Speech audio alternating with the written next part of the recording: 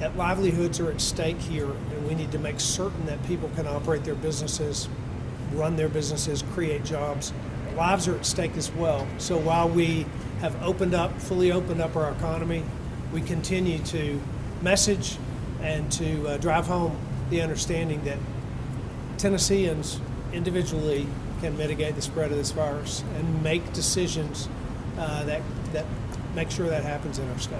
Do you ever foresee there's somebody or some time that the need is required to put more? I think restrictions on the state? there's never anything off the table, but I've said before I don't ever want to shut down the economy again. We know a whole lot more about this virus today than we knew in March. When we made decisions in March, things were very different. Decisions about the economy that were made then were based on a lack of information.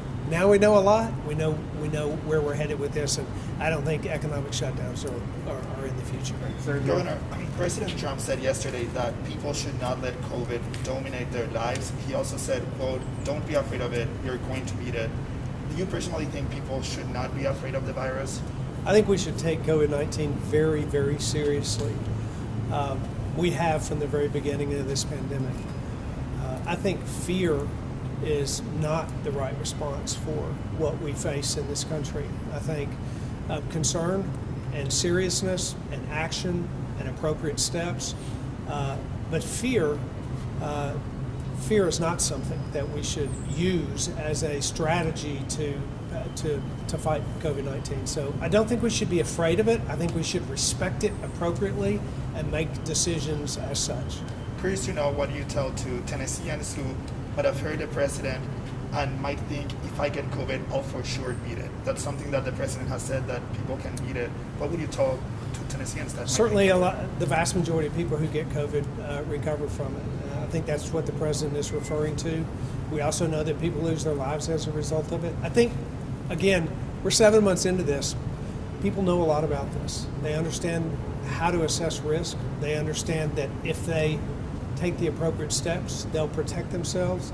And I think that they should understand that being afraid of something is not nearly as powerful as respecting it, understanding it, and making responsible decisions out of that knowledge.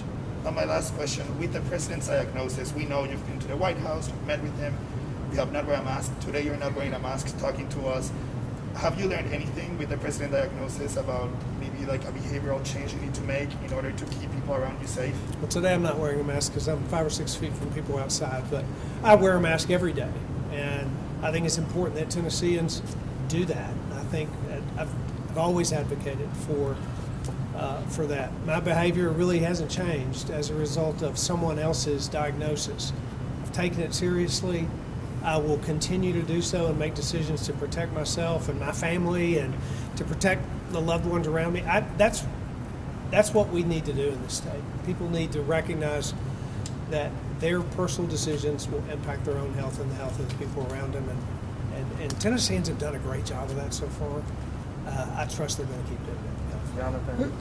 Given that the event at the Rose Garden is basically seemed like a super spreader at this point, with multiple U.S. senators, staffers from the White House getting sick, do you have any concerns going forward about attending large-scale events that have largely unmasked people throughout them?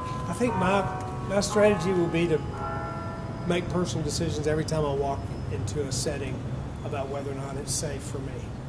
And that's how I've done it so far, and that's how I'll continue. Does that event give you any more or less pause?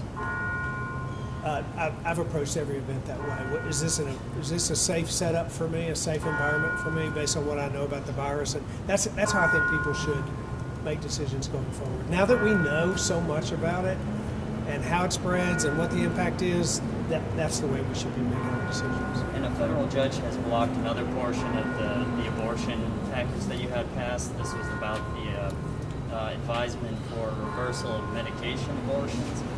Any love lost for that judge? I mean, this is 2 in a row. I believe that legislation that we brought forth is the right one. I think protecting the lives of the unborn is something that I'm very committed to, and I think the majority of people in the state are very committed to, and so we'll continue to pursue that legal avenue. Great. All right, thank you, everyone. Thank you. Okay, I've got a question. Hey, Sorry, all right, one question, hurry up. Yes, the state hasn't been honest about the well-being checks. They were for every student, not just at-risk students.